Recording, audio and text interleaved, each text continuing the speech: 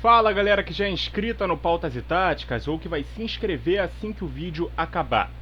Assim como nós fizemos a repercussão do último FIFA The Best, que foi dado para o Lionel Messi no início do ano, vamos também repercutir essa premiação de Bola de Ouro, a oitava para o argentino, que obviamente foi uma extensão dos prêmios de melhor jogador da última Copa do Mundo. Mas antes de mergulhar nesse assunto, parabéns ao Vinícius Júnior, que ganhou o prêmio Sócrates, que contempla grandes atitudes extracampo dos jogadores, e ele que tem um instituto no Brasil, que ajuda várias crianças, ele que investe na educação efetivamente, inclusive falou sobre isso na última manifestação contra o racismo sofrido por ele no jogo contra o Sevilha, inclusive uma ação cometida por uma criança. E parabéns também a France Football, que na figura do Didier Drogba, ex-jogador e apresentador do evento, oportunizou ao Vini poder falar sobre a luta contra o racismo que ele quase que semanalmente sofre na Espanha. Nos enche de orgulho um brasileiro ganhar um prêmio como esse, que inclusive leva o nome de outro brasileiro, o Dr. Sócrates, ex-meia do Corinthians e da seleção brasileira. Voltando ao assunto principal do vídeo, eu não sou maluco de questionar a importância máxima que a Copa do Mundo tem em relação a qualquer outra competição da temporada. Porém, vamos lembrar o contexto. A final da Copa do Mundo começa com a gente tendo uma certeza. Entre Messi e Mbappé, o campeão será escolhido, o melhor do torneio. O Messi foi o vice-artilheiro da Copa, fez gols em todas as fases, incluindo 2 na final, e foi o melhor jogador do time campeão. O Mbappé foi o artilheiro da Copa com 8 gols, um a mais que o Messi, hat-trick na final, inclusive empatando um jogo dado como perdido e levando para a prorrogação, voltando a empatar depois, durante a prorrogação. E a Copa foi decidida nos pênaltis, onde inclusive ambos converteram suas cobranças. E o resultado foi longe de ser um critério de desempate individual. A Copa foi decidida nas mãos e nos pés do goleiro Dibu Martínez. Então dá para dizer que, tendo vencido a Copa, a França com o Mbappé, não fazendo nenhuma vírgula de diferente na temporada ou na própria Copa, levaria todos os prêmios individuais. Esses prêmios seriam do Mbappé. FIFA The Best, que esticou sua premiação até depois da Copa, pegando em tese a temporada 2021 inteira, a primeira metade de 21-22, mais a Copa do Mundo, mas na prática foi apenas a Copa do Mundo. E agora a Bola de Ouro, que deveria contemplar a temporada 22-23, que teve a Copa do Mundo no meio dela. E aí, por mais que seja o torneio de maior importância, é um torneio de um mês, onde damos um peso desproporcional aos 10 meses de temporada de clubes, que na minha opinião, deveria ser o peso mais pesado, para não dizer o peso único, já que a Copa do Mundo tem os seus prêmios individuais particulares, prêmio de melhor jogador, prêmio de artilheiro, tudo mais. E eu não acho nenhum crime que o Messi tivesse sido escolhido o melhor jogador, independente se a Argentina ganhasse ou não. Mas repetindo, já sabíamos que o melhor jogador da Copa seria aquele que ganhasse o título, fosse o Messi, fosse o Mbappé. E aí a gente vai para os números do Messi na temporada, que inclusive são muito bons, tá? Quem diz que o Messi ganhou só por conta da Copa está um pouco equivocado, mas já já a gente vai relativizar esses números. Pelo PSG foram 41 jogos, 21 gols e 20 assistências. Na Copa do Mundo, 7 jogos, 7 gols e 3 assistências. Ou seja, ele participou de 51 gols em 48 jogos na temporada.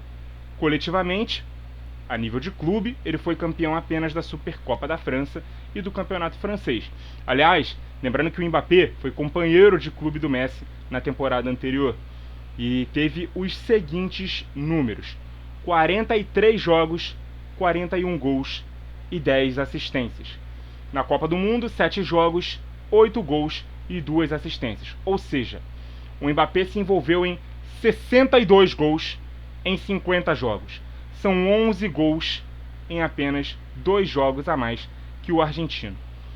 Então, na minha opinião, não há uma unanimidade que, na bola, o Messi de fato foi o melhor jogador da Copa do Mundo. Mas entendo que ser o melhor jogador do time campeão, principalmente tendo o tamanho que tem o Messi, pesa muito. E comparando com o próprio Mbappé, que jogava no mesmo clube, a temporada de clubes do Messi foi inferior ao do craque francês. Eu tô aqui reivindicando aqui a bola de ouro pro Mbappé? Não. Apesar de achar que pela regularidade da temporada, números superiores e também pela Copa, que são os argumentos que quem defende esse prêmio pro Messi também faria do Mbappé um cara muito merecedor. Eu não consigo dissociar o sucesso individual e coletivo que o artilheiro e campeão dos principais títulos coletivos da temporada de clubes teve. Então, o Erling Haaland, que não disputou a Copa do Mundo, mas venceu com o City a Premier League, a FA Cup e a Champions League, sendo o goleador máximo de todos os campeonatos, inclusive quebrando o recorde de gols em uma só edição do campeonato inglês. Vamos traduzir aqui em números a temporada do Haaland, que não jogou a Copa do Mundo, diga-se de passagem. Ele marcou na temporada 52 gols em 53 jogos e mais 9 assistências, sem contar outros 4 gols, né, com a Noruega, que inclusive lhe renderam o prêmio de artilheiro máximo do ano. Foram 61 gols em 53 jogos, né, juntando gols e assistências, participações em gols do atacante norueguês, além de ter sido artilheiro e campeão da Tríplice Coroa. São números absolutos, até inferiores ao do Mbappé, né? Um gol a menos em 3 jogos a mais. E muitos até questionam as atuações do Haaland nas 3 partidas decisivas da Champions. Mas até comparando o fato de que o norueguês joga na melhor liga do mundo e foi amplamente dominante nessa liga, e se for para falar de peso de competição, eu não coloco nem na mesma prateleira o campeonato inglês e o campeonato francês, e o fato de que o PSG caiu na Champions nas oitavas de final, aí não tem nenhuma comparação. O meu voto seria do Haaland, por ter sido a notícia da temporada. Do primeiro dia, da primeira página, até a última do livro que conta a história desse recorte que o prêmio, deveria contemplar. Por maior que seja o peso da Copa do Mundo, a Bola de Ouro é um prêmio que coroa o todo do período, não o que é mais importante nele.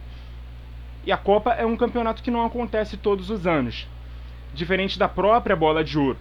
Então, até para que a gente não caia na injustiça de enfatizar a Copa a cada 4 anos, se esquecendo de toda a temporada, e nos 3 anos que antecedem e sucedem a Copa, a gente enfatize a regularidade ao longo dos 10 meses de temporada, então isso é o que realmente deveria contar.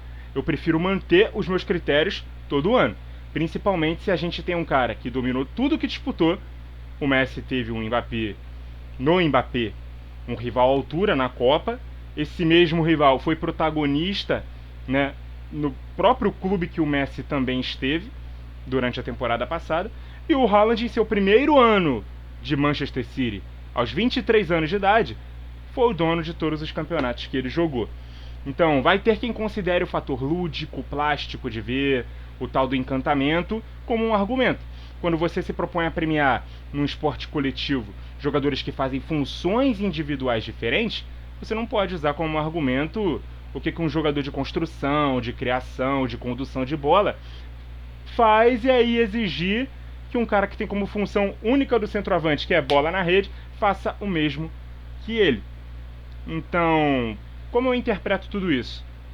O Messi já ganhou bola de ouro, ganhando tudo, ganhando o mesmo que companheiros dele de Barcelona, né, Xavi e Iniesta, que inclusive ganharam também a Copa do Mundo na mesma temporada e ficaram em segundo e em terceiro, atrás do próprio Messi, ganhando só a Copa do Rei, mas batendo recorde de gols na temporada, ganhando Copa América em ano de Euro, onde não se tinha um favorito claro durante a temporada, e agora ganhando a Copa do Mundo. Então, o critério de quem vota é premiar aquele que é o melhor jogador do mundo, no pré-requisito que melhor o convém, e não ter critérios pré-estabelecidos para definir quem foi o melhor jogador dentro do recorte. Então, se o Messi não jogar mal e tiver algum argumento que o faça vencer, o prêmio é dele.